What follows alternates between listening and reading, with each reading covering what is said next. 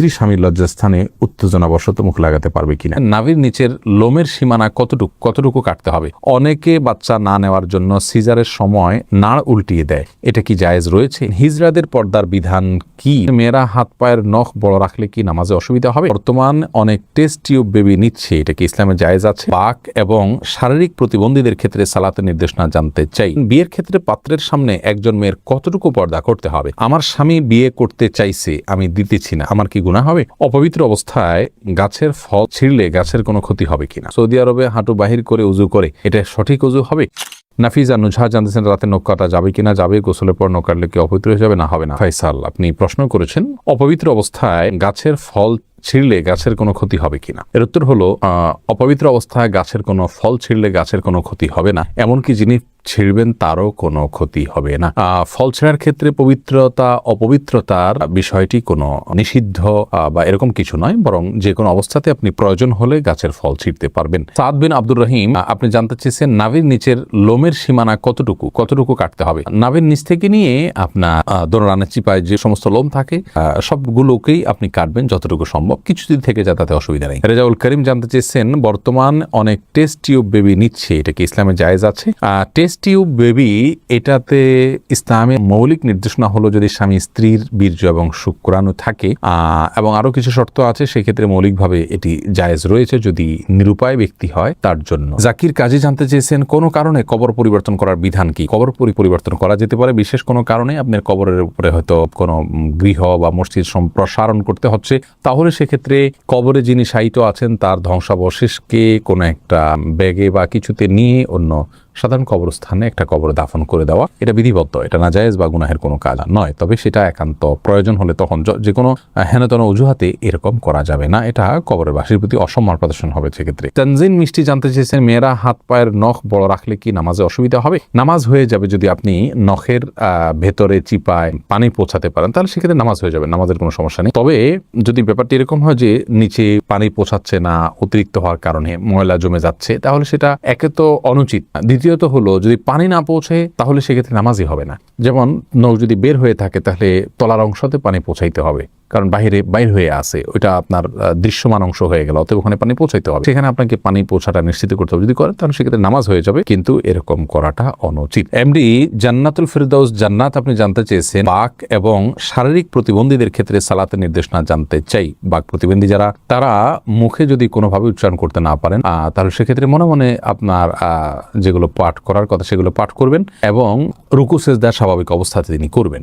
আর শারীরিক প্রতিবন্ধী যারা তারা যেভাবে পারেন সেভাবে সালাত আদায় করবেন। আল্লাহ রাব্বুল আলামিন বলেছেন ফাত্তাকুল্লাহ মাসতাতা'তুম, তোমরা আল্লাহকে যতটুকু সাধ্যে কুলায় ততটুকু ভয় করো, অতএব প্রত্যেকের যার সাধ্য অনুযায়ী তার আমলগুলো সম্পাদন করতে হবে। আবু হানিফা আরিফ জানতে চেয়েছেন হিজড়াদের পর্দার বিধান কি। ভাই আবু হানিফা, হিজড়া যারা তাদের জন্য পর্দার বিধান হলো তারা সাধারণ অবস্থাতে যদি পুরুষের সাথে তাদের সাদৃশ্যটা বেশি হয় তাহলে সেক্ষেত্রে তারা পুরুষদের সাথে দেখা করবেন, মেয়েদের সাথে পর্দা করবেন। আর যদি তাদের শারীরিক গঠন মেয়েদের আলামত, মেয়েদের শরীরের গঠনটা তাদের মধ্যে বেশি থাকে, পুরুষের গঠনটা কম থাকে, তাহলে সেক্ষেত্রে মেয়েদের বিধান তাদের জন্য প্রযোজ্য হবে, তারা পুরুষদের সাথে পর্দা করবেন।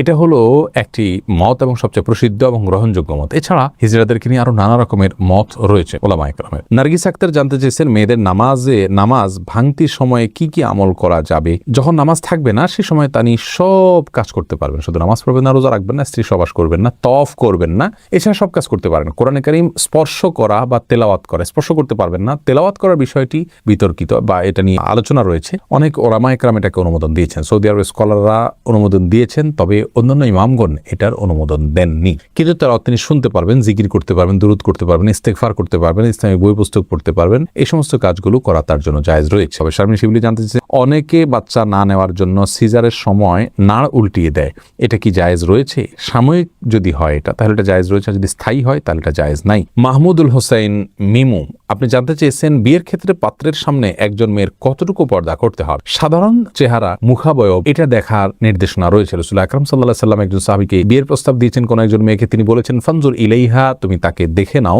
অন্য এক বর্ণনায় আসছে তিনি বলেছেন ফাইন্না ফি আয়ুনিল আনসারি, সেই আনসারি মেয়েকে বিয়ের প্রস্তাব করেছেন মুহাজির সাহাবী, তখন বলেছেন আনসারীদের চোখে একটু অসুবিধা আছে, অর্থাৎ ঘোলাটে ভাব বা কিছু একটা আছে, আঞ্চলিক তখন তিনি বলেছেন যে তুমি দেখে নাও, তোমার ভালো লাগে তুমি করো। তো এখান থেকে বোঝা যায় যে সাধারণ যে অঙ্গগুলো আছে, হাত পা মুখ, এগুলো দেখবে, এর বাইরে এই প্রকাশ্য অঙ্গ ছাড়া তার অন্য কোনো অঙ্গ দেখতে যাবে না। চুল, মাথার চুল দেখতে পারে, এই জাতীয় বিষয়গুলো দেখবে, বাহ্যিক যে অঙ্গগুলো থাকে সেগুলো। মাহমুদুল্লাহ এই আইডি থেকে আপনি জানতে চেয়েছেন, আমার স্বামী বিয়ে করতে চাইছে, আমি দিতেছি না, আমার কি গুনাহ হবে? তাহলে পুরুষ আইডি থেকে কোনো বোন হয়তো প্রশ্ন করেছেন। দেখুন, আপনার স্বামী যদি বিয়ে করতে চান আর আপনি তাকে বিবাহ করতে না দেন, যৌক্তিক কারণে যদি মানা করেন, তাহলে তো ঠিক আছে। যেমন স্বামীর সেরকম আর্থিক সক্ষমতা নেই, শারীরিক সক্ষমতা নেই, বিবাহ করার মতো পরিবেশ তার জন্য নেই, তাহলে সেক্ষেত্রে আপনি বাধা দিতে পারেন। কিন্তু সেগুলো যদি তার থাকে, তাহলে সেক্ষেত্রে আপনার জন্য বাধা দেওয়া উচিত নয়। তবে হ্যাঁ, এই কারণে আপনার গুনাহ হবে আমি সেটা বলবো না। বাধা আপনি দিতে পারেন এই অর্থে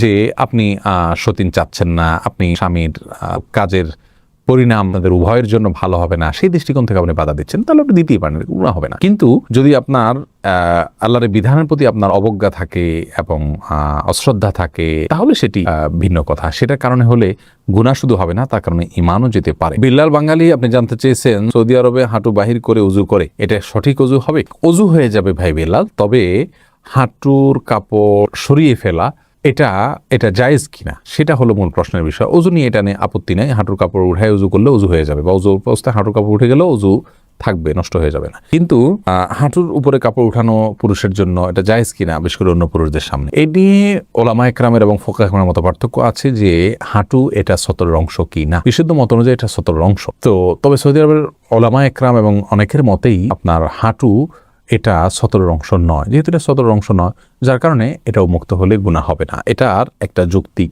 ব্যাখ্যা এবং কারণ তাদের কাছে আছে, যার কারণে সেটাকে আমরা খারাপ সেন্সে দেখব না। তবে হ্যাঁ, একজন মুসলিমের জন্য যথাসম্ভব লাজ, লজ্জা এবং আপনার এই জাতীয় বিষয়গুলোর প্রতি খেয়াল রাখা উচিত, যাতে করে অন্যের সামনে তার ব্যক্তিত্ব রক্ষা হয়। ওসমান ইবনে আফফান রাদিয়াল্লাহু তাআলা আনহুর পায়ের গোছা পর্যন্ত কখনো দেখা যেত না। তিনি এতটা নিজেকে সংযত রাখতেন এবং কাপড় চোপড়ে আবৃত্তি করে রাখতেন। এটা এক ধরনের ভদ্রতা। যাই হোক, শরীয়তের বিধানের কথা বলতে গেলে যেহেতু একটা শরঈ ব্যাখ্যা রয়েছে তাদের কাছে, যার কারণে সেটাকে আমরা হারাম বা গুনাহ বলতে পারবো না। তারিয়া আলম আপনি জানতে চেয়েছেন, কেউ বদদোয়া করলে এই বদদোয়া কাটানোর জন্য কি করতে হবে? বদদোয়া কাটানোর কোনো সিস্টেম নেই। আল্লাহর কাছে ইস্তেগফার করবেন এবং চেষ্টা করবেন ভালো পথে থাকার জন্য, আল্লাহর কাছে আশ্রয় চাইবেন।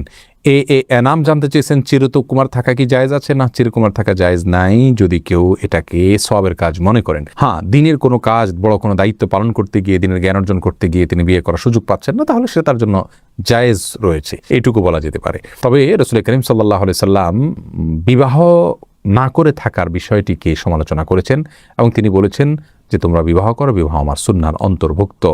এই জন্য বিবাহ করে, সংসার করে, তার ফাঁকে ফাঁকে ইবাদতবন্দি করে ইলম শেখা, সেটা হলো উচিত এবং উত্তম। রিজওয়ানুর রহমান হৃদয় জানতে চেয়েছেন, স্বামী স্ত্রী কিংবা স্ত্রী স্বামীর লজ্জাস্থানে উত্তেজনাবশত মুখ লাগাতে পারবে কিনা? এটা ঘৃণ্য কাজ ইসলামী শরীয়তে। এটি আর কিছু না হলো মাকরু, কমপক্ষে হারাম সরাসরি না হলো মাকরু, অপছন্দনীয় কাজ। এরপরে এমডি জাকির জানতে চেয়েছেন, দোকানে কি বিড়ি সিগারেট বিক্রি করা সম্পর্কে ইসলাম কি বলে? যদিও আমরা খাই না, আমরা বলেছি এই বিষয়ে একটা ভিডিও ক্লিপে, দোকানে বিড়ি সিগারেট রেখে বিক্রি করলে সেই উপার্জিত অর্থ আমাদের জন্য হালাল হবে না। যদি কেউ দোকানে বিড়ি সিগারেট না রেখে দোকানদারি করতে পারেন, সেটা হবে সবচেয়ে ভালো। আর যদি এটা না রেখে তিনি তা কোনো উপায় না থাকে, তাহলে সেক্ষেত্রে এইটার উপার্জনের টাকাটাকে তিনি আলাদা করে রাখবেন, সেটা তিনি ভক্ষণ করবেন না এবং সেটা তিনি দান করে দিবেন সওয়াবে নিয়ত করা ছাড়া। এটা হলো তার নিষ্কৃতির উপায়। আর সাধারণ অবস্থাতে বিড়ি সিগারেট বিক্রি করা জায়েজ নেই, কারণ এটা অন্যায় কাজে সহযোগিতা করার শামিল।